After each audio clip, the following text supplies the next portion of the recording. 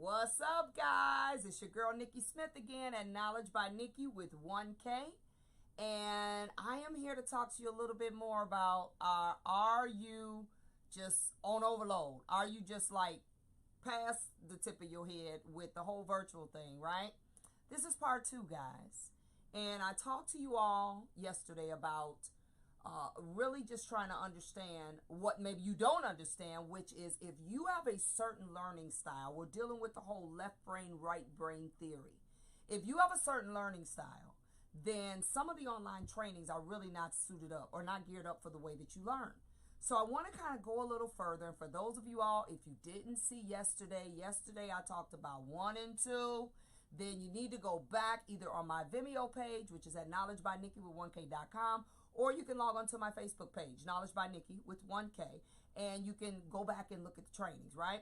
I also may load these on my website. I haven't decided yet, but you can go back there and you can kind of watch them in order. So yesterday we talked about 1 and 2. Today I want to talk about, this is for left brain online learners. Now, I'm not just doing this for people that are learning. I'm also really doing this for people that are teaching these courses. If you're teaching webinars, whatever you want to call it, classes, I don't care. Even if it's conferences, you have to really know that you have both learners out there. You have left brain and you have right brain learners. And the problem that I'm getting, because I am your business restructuring coach, meaning I take beauty businesses that are failing mostly, salons, barbershops, schools, suites, all of that good stuff, and I take them and I help fix them so that they stay making money and stay in existence. If you're even a person who you want to open a salon or open a suite or open a barbershop or school or whatever, I am the person that you come to help you with your back-end structuring so you can make sure that you got a good foundation so that your business can be set up to succeed, okay? So you can go on knowledgebynikki.com. You can set up an appointment to talk to me, and we'll hash it out and see if I'm the coach for you. But let's talk about again. Right now we're dealing with left brain learners, okay? Yesterday again I said we talked about 1 and 2. Today we're going to talk about, I think I can get through a few today. I got a couple minutes. These are our 10-minute talks. Today I'm going to talk about maybe 3 through 6, okay? If you are doing online teachings for left brain people, you need to understand these are things that need to be included in your trainings or you're going to lose them. And if you're doing this to make money, guys, let me tell you something. You will get them one time and they'll never buy your trainings again. I thank God and I don't take it for granted. And I cannot tell you that when I did this, I really knew what I was doing. I learned as I went. My trainings do really well and I have people that buy them over and over and over and over again. And I'm going to be honest, guys, when I started doing the trainings, I didn't really know why they bought them over and over again. I was just doing what I thought should be done. But it did come from my experience of being able to do in-person teaching for many years, trade shows, classes, in and out of the country, to where I just kind of, I'm big on learning. So I would pay attention to what the class responded to, and I'd say, oh, okay, maybe that was just something I did chop from the hip this time, but I need to include that. Then I learned something else. Oh, I need to include that. And even if it's something I didn't do, and people let me know that, you know, we really love your class, but what do you think if you did this? I would take that stuff back and I would say, okay, this is obviously what people want to know. And I may even ask the question like, would the rest of you all want to learn that? This is how I started building my trainings. Still not knowing that I was really unintentionally catering to multiple different types of learning styles. So this is just for left brain people, right? Because the dominant part of your brain is going to shape the way you learn. It just is. And I already explained. Go back, look at yesterday, look at 1, and you'll be able to know what I'm talking about. So, this is number 3 for left brain people. You have to include stat-rich infographics. Let me tell you something about, I'm a left brain thinker, learner. I'm left brain like all the way left, right? Not like a little left, but like all the way left. All of this is me. If it ain't this way, my brain shuts down. I can't function. We love graphs and charts. Oh my. It's almost like your mouth starts salivating when you see a graph or you see a chart. And let me tell you how you can incorporate that with a right brain learner, which we're going to get to. We like graphs and charts. They don't have to move. They don't have to be doing stuff. But we just love them. We love seeing the progression or degression of stuff. Now, if it's a right brain thinker and you got a graph or chart, You might want to invest in some type of presentation that could let the chart move, that could let stuff move and jump. Because right brain thinkers like moving stuff. They like stuff that's not just still and boring. Okay? But we love stat-rich graphs and love them. Love them. Okay? So if you're doing a lot of trainings and you got left brain, you put a chart up there, a graph that shows stats and maybe how something was in 2001 and now how it is in 2000 this and how it's going to be into. We get off on that. That's a true left brain thing that left brain people love. So consider that, guys, okay? You have to provide clear. Number 4, you have to provide clear instructions. When I say clear, I mean crystal clear.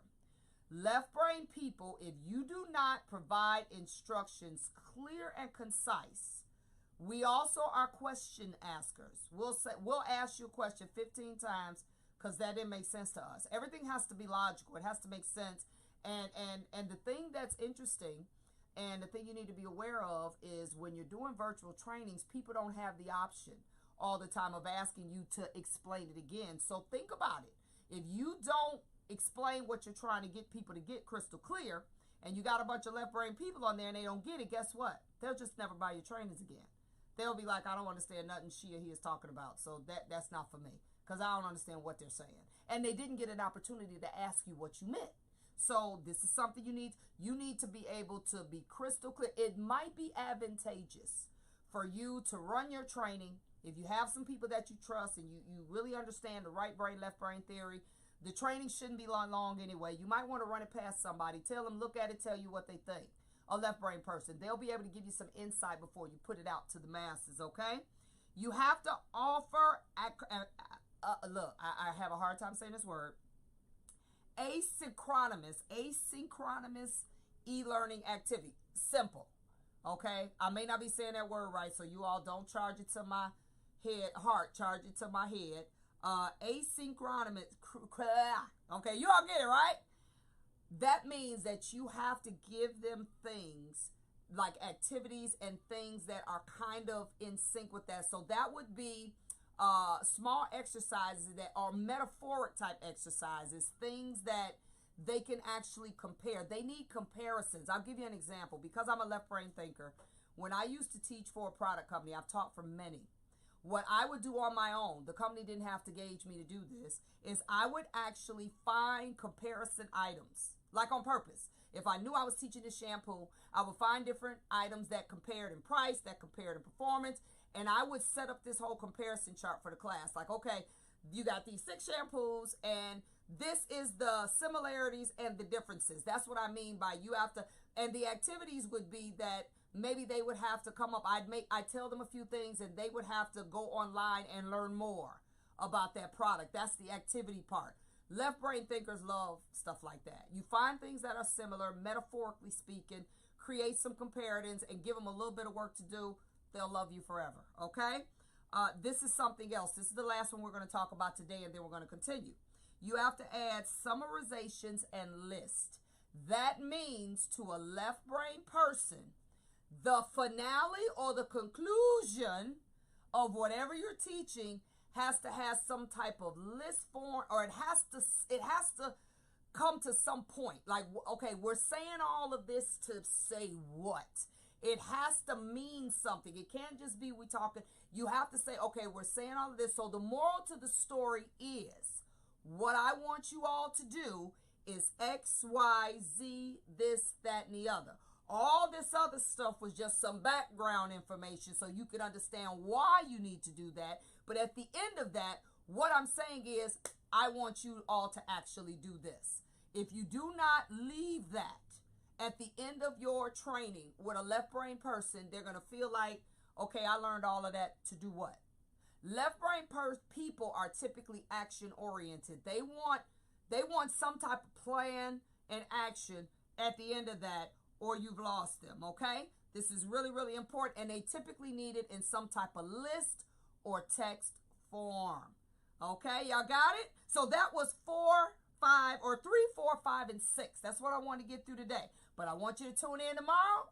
We're going to talk some more about the left brain virtual training or e-learning. And don't forget, go on knowledgebynikki with 1k.com, and I have many more trainings, so I'll see you tomorrow.